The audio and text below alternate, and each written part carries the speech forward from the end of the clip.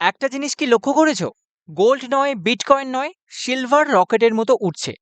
কিন্তু প্রশ্ন একটাই, এটা কি সুযোগ নাকি সামনে একটা ভয়ঙ্কর ক্র্যাশ? 2026 সালে সবাই সিলভার নিয়ে কেন কথা বলছে? আজকের এই ভিডিওতে আমরা এই বিষয়গুলো সম্বন্ধে জানবো। সিলভার এখন শুধু গয়না নয়, এটা solar panel, EV battery, semiconductor এবং মেডিকেলেও ইউজ হচ্ছে। এখানে দেখতে পাবো 2015 থেকে 2024 পর্যন্ত সিলভারের কোথায় কেমন ডিমান্ড ছিল। যেমন সিলভার নর্মালি যেখানে ইউজ হয়, এক হচ্ছে ফটোগ্রাফিতে ইউজ হয়, silverware, jewellery, investment, brazing alloy, other industrial, photovoltaic and electric and electronics. এখানে ডিমান্ডটা এই জায়গাতে বেশি দেখতে পাওয়া যাচ্ছে। এই জায়গাতে ডিমান্ড আগের থেকে অনেকটা বেড়েছে। এক ওখানে, আর একটা হচ্ছে সেকেন্ড ইনভেস্টমেন্ট হিসেবে। এই দুটো জায়গাতে সিলভারের ডিমান্ড আগের তুলনায় অনেকটা বেড়ে গেছে। এখান থেকে একটা জিনিস ক্লিয়ার হচ্ছে যে ইন্ডাস্ট্রিয়াল ইউজ অনেক বেড়েছে। ইলেকট্রনিক্সে অনেক পরিমাণে সিলভার ইউজ হচ্ছে, মানে ইন্ডাস্ট্রিতে সিলভারের ডিমান্ডটা অনেক বেড়ে গেছে। এর মানে কি? এর মানে হলো industrial demand is equal to long term power. এতদূর পর্যন্ত এসে আমরা একটা জিনিস বুঝতে পারছি যে ইন্ডাস্ট্রিয়াল ডিমান্ড যদি বাড়ে, সিলভারের ডিমান্ড বাড়বে। মানে যেমন এখনের সময় দাঁড়িয়ে সবকিছু এআই ডিপেন্ডেন্ট হচ্ছে, আর এআই এর জন্য কি দরকার? সেমিকন্ডাক্টর চিপ দরকার। তো সেক্ষেত্রে সিলভারকে ইউজ হবে প্রচুর পরিমাণে, কারণ এআই চিপ ছাড়া চলবে না, আর চিপ বানাতে গেলে সিলভার লাগবে। আর সবকিছুই হচ্ছে এআই এর দিকে যাচ্ছে, টেকনোলজির দিকে যাচ্ছে। টেকনোলজি যদি বাড়তে থাকে তাহলে সিলভারের ডিমান্ডও বাড়তে থাকবে। এটা ১ নম্বর পয়েন্ট। এবারে এর সাথে আরেকটা জিনিসও চলছে, সেটা হলো যে ওয়ার কন্ডিশনের দিকে যাচ্ছে। আমেরিকা বিভিন্ন জায়গায় বিভিন্ন রকমের কাজকর্ম করছে, আপনারা হয়তো সবাই জানেন। তো সেদিকে যদি যায় তাহলে কি হবে? এক ওয়ার কন্ডিশন ক্রিয়েট হতে পারে। তো সেক্ষেত্রে তো ইন্ডাস্ট্রির কোনো এক্সিস্টেন্স থাকবে না। ইন্ডাস্ট্রি তো খারাপ অবস্থায় যাবে। হ্যাঁ, এটা সত্যি। কিন্তু এর সাথে আরেকটা ইন্ডাস্ট্রির ডিমান্ড বাড়বে। সেটা কি? সেটা হচ্ছে মিসাইল। মানে এখন তো আর কেউ তীর ধনুক দিয়ে যুদ্ধ করে না। এখন সবাই একে অপরকে মিসাইল মারে। তো এই মিসাইলে কি সিলভার ইউজ করা হয়? হ্যাঁ, মিসাইলের ভেতরে সিলভার লাগে। কোথায় লাগে? Guidance and control electronics. যে জিনিসপত্র মিসাইলকে গাইড করবে, কন্ট্রোল করবে, সেই সব ইলেকট্রনিক্সের ক্ষেত্রে সিলভার ইউজ হয়। রেডার অ্যান্ড টার্গেটিং সিস্টেম, এই জায়গাতেও সিলভার ইউজ হয়। High power electric contacts. তো যদি আমরা ধরে নিই যে ইন্ডাস্ট্রির দিক থেকে ডিমান্ড আসবে না, তাহলে কোন দিক থেকে ডিমান্ড আসবে? এই দিক থেকে ডিমান্ড আসবে। আর যদি যে কোনো জিনিসের ডিমান্ড আসে, তার প্রাইস ইনক্রিজ হয়।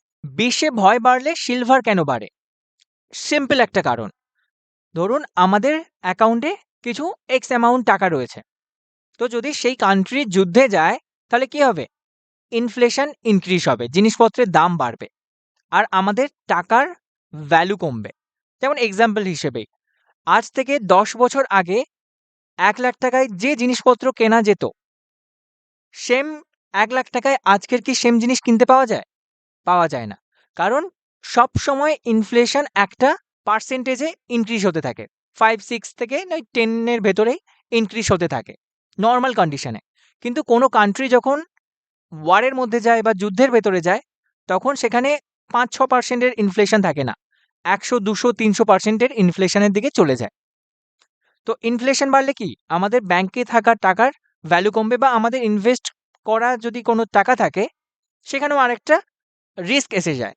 কারণ আমরা কোথায় ইনভেস্ট করি? যদি শেয়ার মার্কেটে ইনভেস্ট করি বা মিউচুয়াল ফান্ডে ইনভেস্ট করি, আল্টিমেটলি কোথায় করি? কোনো কোম্পানিতে ইনভেস্ট করি। এবারে আমরা কেন কোনো কোম্পানিতে ইনভেস্ট করি?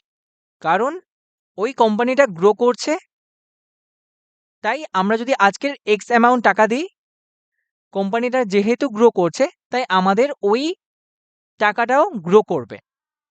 গ্রো করছে মানে? মানে হচ্ছে ওই কোম্পানির প্রোডাক্ট বা সার্ভিস লোকেরা নিচ্ছে, বাই করছে। তার কারণে সাধারণ লোকের থেকে টাকা এসে ওই কোম্পানিতে যাচ্ছে, এবং ওই কোম্পানির সেল প্রফিট বাড়ছে। তার সাথে কোম্পানিটাও গ্রো করছে। কিন্তু যদি ওয়ার কন্ডিশনে যায়, লোকেরা কি ওর জিনিসপত্র কিনবে? মানে সব মার্কেটে যত কোম্পানি আছে, সব কোম্পানির প্রোডাক্ট কি লোকেরা কিনতে যাবে? কিনবে না। তখন নেসেসিটি যেগুলো রয়েছে সেগুলো কিনবে। আর বাদবাকিগুলোকে এভয়েড করবে, কারণ ক্যাপিটাল সেভ করার আগে হচ্ছে উদ্দেশ্য থাকবে। কারণ তখন যখন যুদ্ধ কন্ডিশনে আসবে তখন ইনকামের ওপরে বিভিন্ন রকমের এফেক্ট আসবে। যদি লোকের ইনকাম না থাকে লোকেরা খরচা করবে কি করে? লোকেরা তখন খরচা করবে যেগুলো নেসেসিটি আছে, যেগুলো নিড আছে কেবলমাত্র সেই জিনিসগুলোতে। তো যদি লোকেরা সেই জিনিসে ইনভেস্ট করে তাহলে কি হবে? এই কোম্পানির গ্রোথ ওপরের দিকে হবে নাকি নিচের দিকে যাবে?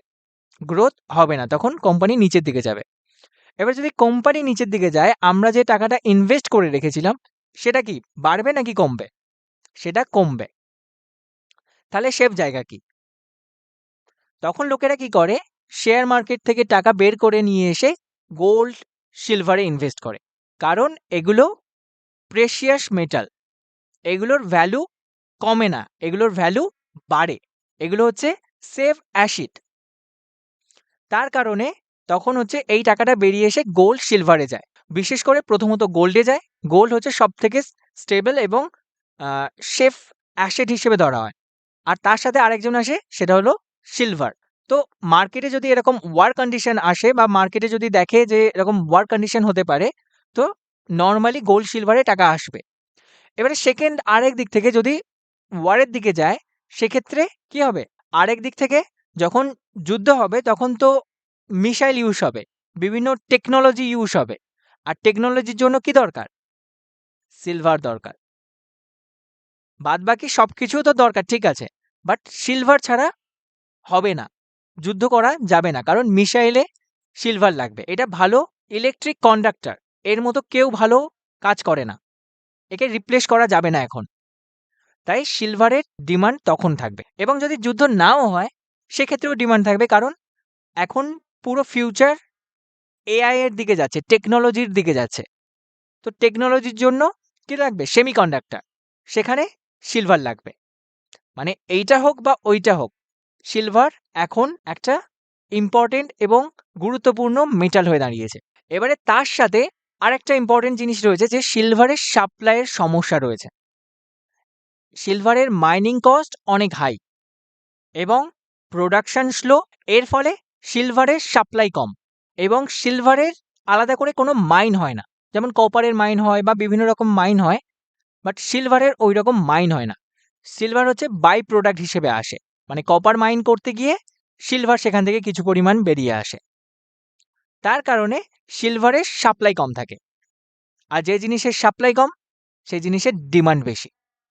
সিলভারের ডিমান্ড বেশি এখনের সময় দাঁড়িয়ে, আর সেই জায়গায় সাপ্লাই কম রয়েছে। সাপ্লাই কম মানেই হচ্ছে দাম বেশি। সিম্পল এক্সাম্পল, যখন বাজারে আলুর সাপ্লাই কম থাকে তখন দাম বেড়ে যায়, আর যখন সাপ্লাই বেশি থাকে তখন দাম কমে যায়। সেম কনসেপ্ট এখানেও আমাদের কাজে লাগে। এবারে যে প্রশ্ন হলো যে সিলভার কি ক্র্যাশ করবে? কেউ জানে না, করতে পারে নাও করতে পারে। বাট যতটা অ্যানালাইসিস করে বোঝা যাচ্ছে যে শর্ট টার্মে কারেকশন হতে পারে, বাট লং টার্মে আমরা যদি দেখি তো আনলাইকলি। সিলভার ক্র্যাশ করার পসিবিলিটি কম, কারণ সিলভার নর্মাল কন্ডিশনে ইন্ডাস্ট্রিতে ডিমান্ড রয়েছে, যতটা সাপ্লাই তার থেকে ডিমান্ড বেশি। আর যদি ওয়ার কন্ডিশনেও যায় তখনও সিলভারের ডিমান্ড রয়েছে।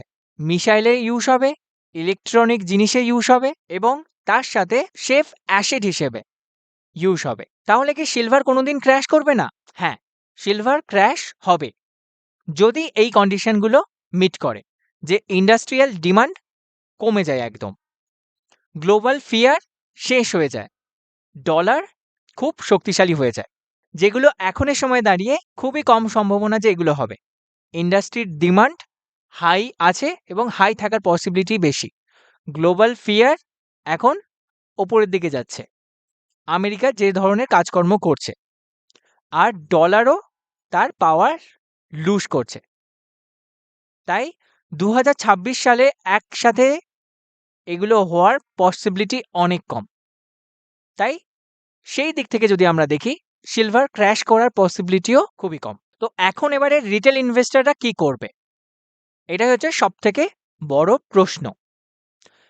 যদি ইনভেস্ট করার হয় তাহলে ধীরে ধীরে কেনা দরকার। ধীরে ধীরে কিনুন। এটা কোনো রকমের ফাইন্যান্সিয়াল অ্যাডভাইস নয়। আপনার ফাইন্যান্সিয়াল অ্যাডভাইজারের সাথে কথা বলে যদি সাজেস্ট করে কেনার, কিনুন। যদি সাজেস্ট করে দূরে থাকার, দূরে থাকুন। যদি বলে বিক্রি করার, বিক্রি করুন। আপনার ফাইন্যান্সিয়াল অ্যানালিস্টের কথা শুনুন। আমি আমার অ্যানালাইসিস জাস্ট আপনাদের সামনে প্রেজেন্ট করছি। যতটা আমি বুঝতে পেরেছি সেই হিসেবেই আমি আপনাদের কাছে প্রেজেন্ট করছি। এটা সত্য হতে পারে, মিথ্যে হতে পারে। আপনি নিজে স্টাডি করুন। সব ডেটা সবকিছুই আপনি ইন্টারনেটে পেয়ে যাবেন। সব ইনফরমেশন রয়েছে। সেকেন্ড, ফোমো এড়িয়ে চলুন। যে সিলভারের দাম প্রতিদিন ওপরের দিকে যাচ্ছে, তো সেই ফোমোতে এখানে কিনে ফেললেন, আর তারপরে একটুখানি ক্র্যাশ হলো, তারপরে আবার এখানে লসে বিক্রি করলেন। এটা নয়। আগে বুঝুন যে সিলভারের ডিমান্ড কি বাড়বে কি কমবে, বা ফিউচারে কি হতে পারে, তার উপর ডিপেন্ড করে আপনি সিদ্ধান্ত নিন। লং টার্ম ভাবুন। শর্ট টার্মে কারেকশন হতে পারে, শর্ট টার্মে নিচে আসতে পারে, বাট লং টার্মে কি ডিমান্ড আছে? লং টার্মে কি ওপরের দিকে যেতে পারে সিলভারের প্রাইস? সেটা ভাবুন, সেটা ভেবেই ডিসিশন নিন। সিলভার জুয়া নয়। সিলভার হলো ধৈর্যের একটা খেলা, এবং রিয়ালিটি যদি আমরা দেখি, কোনো কিছুই জুয়া নয়। আমরা তাকে জুয়া বানাই। যদি আমরা গাড়ি চালাতে না জানি আর গাড়ি চালাতে যাই স্পিডে, অ্যাক্সিডেন্ট হবে। ওটা আমরা আমাদের লাইফ নিয়ে জুয়া খেলছি। যদি আমরা ক্যাসিনোতে গিয়ে পুরো গেম না বুঝে টাকা লাগাই, আমরা লস করব, জুয়া খেলছি। শেয়ার মার্কেটে আমরা কোনো কিছু না বুঝেই কোনো একটা কোম্পানির শেয়ার উপরে উঠছে দেখেই আমরা যদি কিনে নিই এবং তারপরে আমরা লসে বিক্রি করি, আমরা ওটা নিজেদের টাকা নিয়ে জুয়া খেলছি। সিলভারের ক্ষেত্রে এখনের সময় দাঁড়িয়ে সিলভারের প্রাইস কন্টিনিউয়াসলি ওপরের দিকে যাচ্ছে। আমরা কিছু না বুঝেই, না জেনেই যদি সিলভার কিনে নিই এবং তারপরে একটু নিচে নামে সিলভার বা কারেকশন দেয়, সেখানে যদি আমরা লসে বিক্রি করি, সেটা আমরা জুয়া খেলছি। না জেনে বুঝে যখনই আমরা কোনো কিছু করি, আল্টিমেটলি আমরা সেটা জুয়া খেলছি, আর কিছুই নয়। আর যদি আমরা জেনে বুঝে করি, কিভাবে হচ্ছে বা রিয়ালিটি কি সেটা বুঝে যদি আমরা করি, তাহলে কোনো কিছুই জুয়া নয়। সেটাকে জানতে হবে, বুঝতে হবে। তাহলে আমরা সেটাকে তার মতো করে খেলতে পারবো। নয়তো সব জায়গায় আমরা বারবার হারতে থাকবো আর সবকিছুকেই বলতে থাকবো যে এটা জুয়া। এখন আপনাদের জন্য একটা প্রশ্ন, সিলভার কি 2026 সালে 1 লাখ ছোঁবে, নাকি এটা শুধু হাইপ মনে হচ্ছে আপনার? কমেন্ট করে আপনার মতামত অবশ্যই জানাবেন।